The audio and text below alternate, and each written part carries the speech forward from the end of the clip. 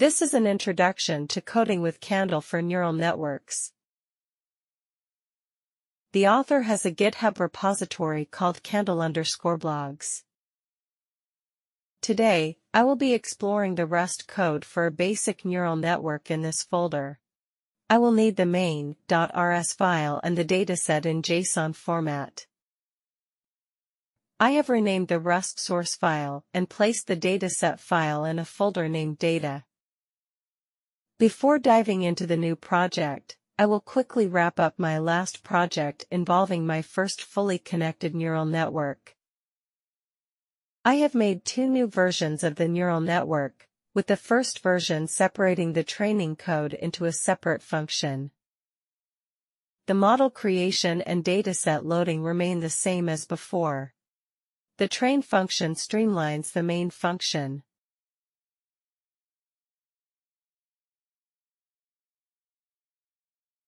The second version is similar, but the train function is bound to the denseNet struct.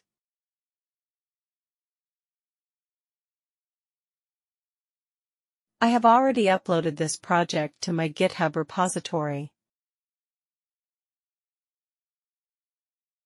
Today's video will demonstrate how to load a dataset in Json format for a linear regression problem.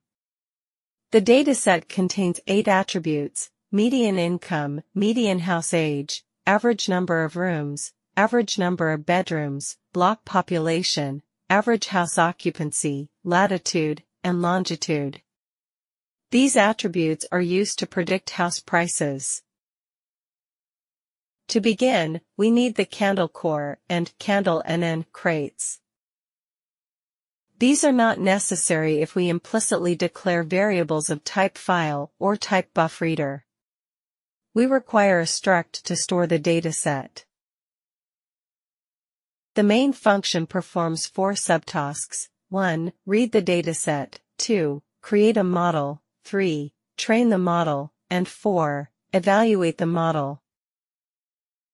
Let's first examine the dataset. We used Firefox to open the file, which has already been divided into training and testing subsets. The training set consists of 16,512 samples, each with 8 properties.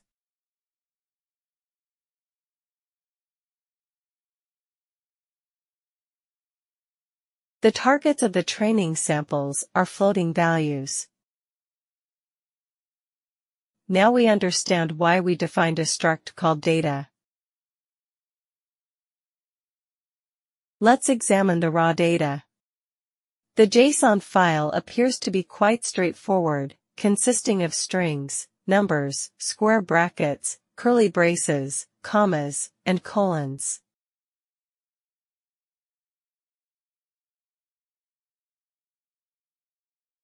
A JSON file stores data in JSON format, commonly used for data exchange. JSON syntax is based on JavaScript object notation. A JSON object contains key-value pairs enclosed in curly braces. The key is a string enclosed in double quotes. JSON values can be strings, numbers, objects, arrays, booleans, or null. Numbers can be integers or floating points. Single quotes are not valid in JSON, except for surrounding the entire JSON string. A JSON array is a collection of ordered elements enclosed in square brackets and separated by commas. It can contain 0 or more elements. Let's focus on reading and processing the dataset in JSON format.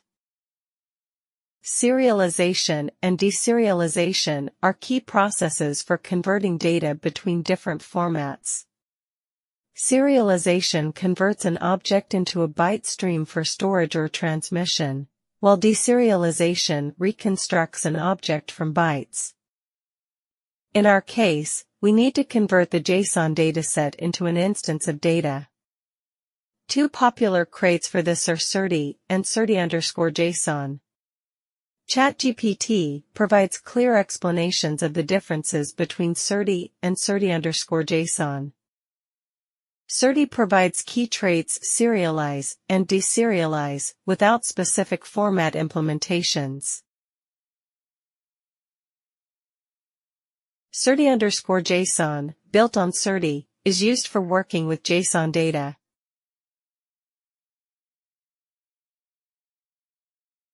I tested the example code provided by ChatGPT, and it worked.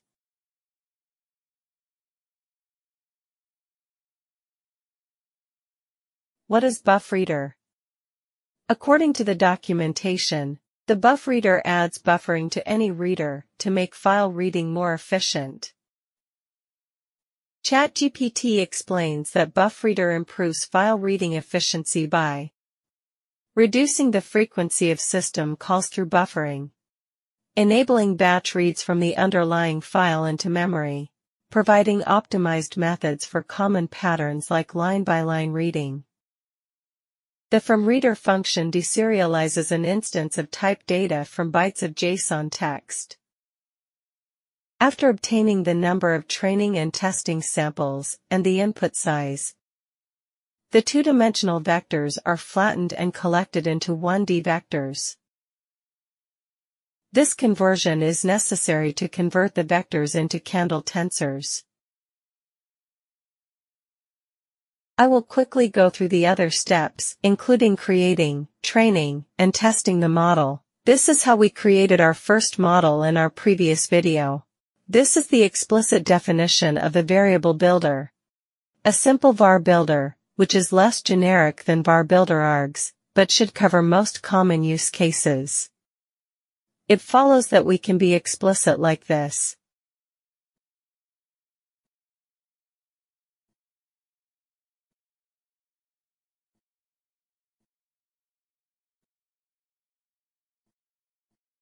We will use Atom Optimizer for training.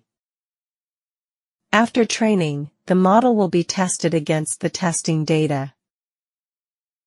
Before we compile and run the code, let's have a look at how the model is defined and how the train model and evaluate model functions are defined.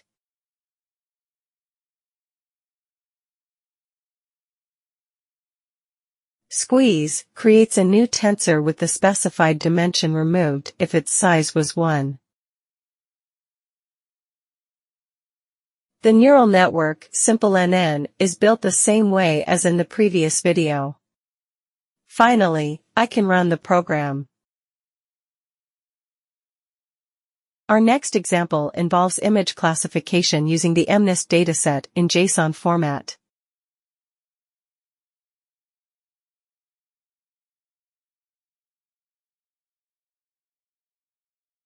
The dataset was downloaded from a specific website. The test set is smaller than the training set, so we will examine the dataset structure using the Firefox JSON viewer. Unlike the previous JSON file, this one contains a top-level array of JSON objects.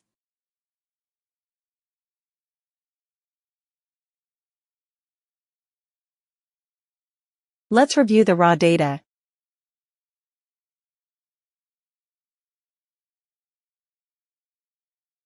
And create a struct to deserialize the dataset.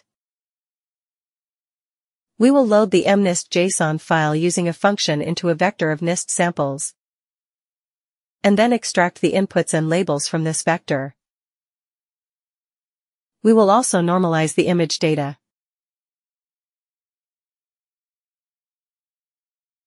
Next, we will flatten the image data in order to convert it into a tensor.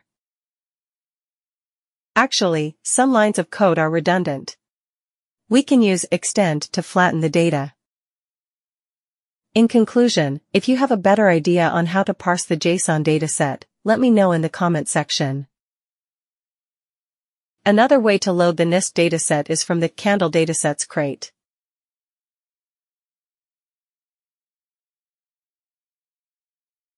Load the dataset from the Candle datasets crate or read the dataset locally. Define the model and the optimizer for training. Train and evaluate the model. For multi-class classification, a different loss function is needed compared to regression tasks. Note how the evaluation is performed.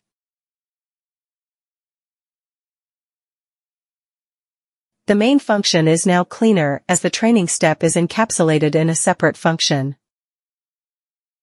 You can pause the video to review the code. The train mini batch function splits the training samples into small batches for training. Pause the video to review the code. You can find the complete code on my GitHub page. Feel free to compile and run the code on your own. Thanks for watching.